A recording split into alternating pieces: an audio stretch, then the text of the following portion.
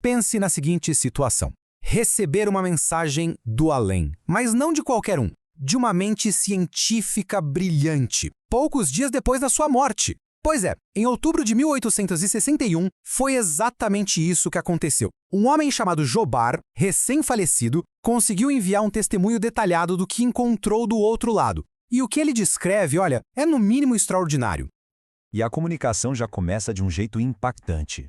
Um grupo estava se preparando para tentar um contato, mas antes que pudessem sequer começar, a mensagem chega, se antecipando. Eis-me aqui, eu a quem vocês iam evocar.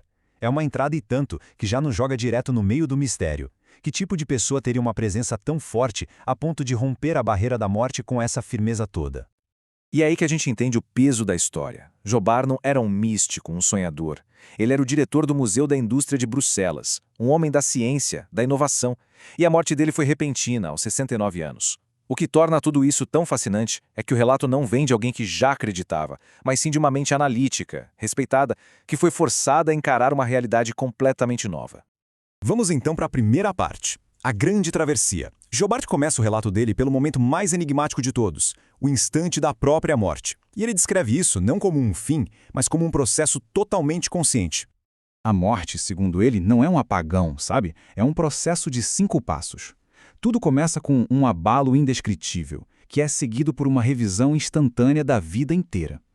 Depois vem um desejo de seguir em frente, uma calma que toma conta de tudo e, por fim, a libertação.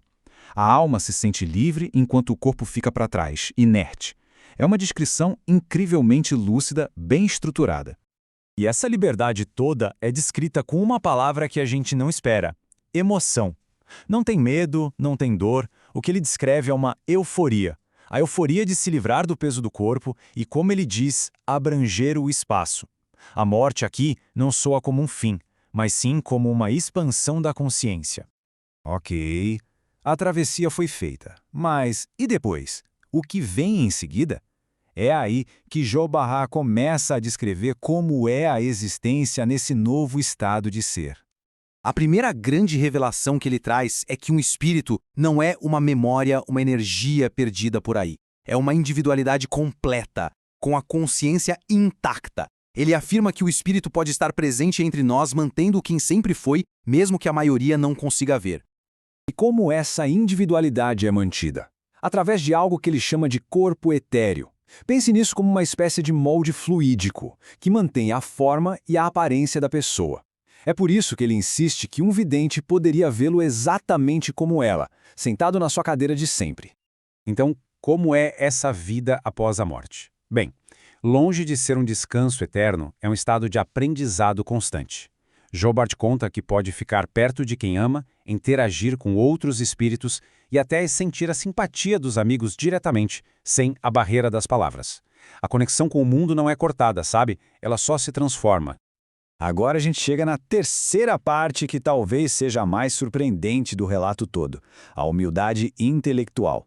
O cientista usa sua nova perspectiva para, basicamente, revisar e corrigir o próprio trabalho, admitindo os erros que cometeu em vida. Então, o que será que ele aprendeu ao se livrar do que ele mesmo chama de ilusões mortais? Jobar é bem direto ao confrontar as antigas teorias dele com a nova realidade que ele agora enxerga. E a mudança de perspectiva é drástica. Em vida, Jobar tinha a teoria de que a Terra nasceu da fusão de 4 planetas. Do além, ele corrige: isso é um erro. A Terra, ele afirma agora, se formou a partir de água e fogo. E aquela ideia de que a humanidade chegou aqui num estado de catalepsia, ele mesmo descarta como uma ilusão da minha imaginação. Essa frase dele resume perfeitamente seu novo estado de espírito. É uma mistura de arrependimento com um alerta para que os amigos não sigam os mesmos enganos. Ele admite que a imaginação dele ultrapassava sempre o objetivo, uma autocrítica muito poderosa vinda de alguém que não tem mais ego nenhum para defender. Quarta sessão. O trabalho de um espírito. Essa clareza toda não leva ao ócio, não. Leva a um novo propósito. O que um espírito faz?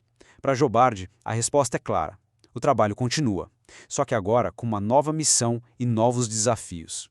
E esse trabalho não é nada fácil. Ele mesmo descreve os desafios. A morte dele era muito recente, a sintonia com o médium precisa ser perfeita, e ele ainda alerta que muitos espíritos tentam se passar por figuras conhecidas. É por isso, segundo ele, que uma comunicação autêntica é algo tão raro e difícil de acontecer. Mas a conexão dele com o mundo não era só intelectual. Numa campanha para ajudar operários em Lyon, um amigo fez uma doação em nome de Jobard.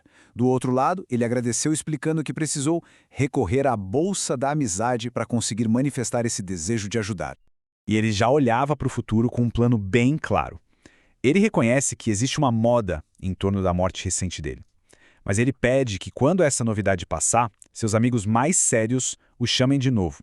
É aí que ele, completamente transfigurado, vai poder aprofundar os ensinamentos e ser verdadeiramente útil. E o testemunho de Jobard nos deixa com essa questão final. Se ele, um homem da ciência, pôde reavaliar toda a sua vida depois da morte, o que isso diz sobre a nossa própria jornada? Se a existência de fato continua, talvez o aprendizado e a correção de rota nunca terminem. A jornada da consciência, ao que tudo indica, é infinita.